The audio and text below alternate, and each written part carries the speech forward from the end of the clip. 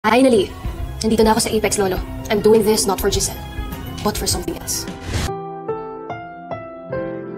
Ang susunod na programa ay rated PG. Ito ay nangangailangan ng patnubay at gabay ng magulang para sa mga batang manunood.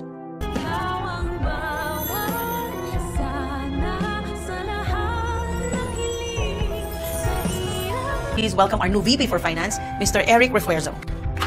May malaking anunsyo nga itong si Giselle sa lahat ng mga empleyado ng Apex at dahil nga dito ay magpapatawag siya ng isang pagpupulong. Ipapakilala niya na kasi sa lahat ang bagong Vice President for Finance at ito nga si Eric na tatay ni Justin. Talaga nga naman para makasama niya lamang si Justin ay pinagkatiwalaan niya agad. Itong si Eric na naaamoy ko na parang merong masamang balak dahil talagang pinuntriyan niya pa ang posisyon na may kinalaman sa pera. Hindi kaya isang scammer itong si Eric? Yan ang dapat nating abangan sa mga susunod na episodes. At matapos nga ang kanilang pagpupulong ay agad ko kumprontahin ni Robert itong si Eric. Duda daw kasi si Robert sa intensyon nitong si Eric. At bakit daw ito biglang nagdesisyon na tulungan ng Apex samantalang dapat ay paalis na ito ng Amerika. Tatanungin naman ni Eric si Robert kung wala daw ba itong tiwala sa kanya. Kaya naman galit na susuguro ni Robert si Giselle sa kanyang opisina at tatanungin ito kung bakit daw hindi nito sinabi sa kanya ang plano. Pero ayon kay Giselle, ayun daw kasi ang hininging kondisyon ni Justin upang manatili siya dito sa Pilipinas. Sa kabilang banda,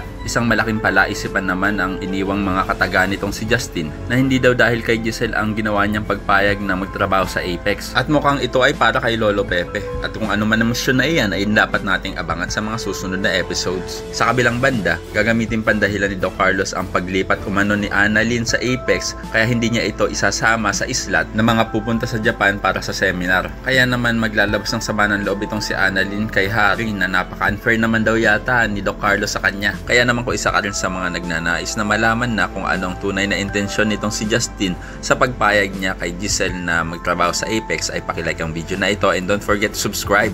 Thanks for watching and see you next time. Bye-bye.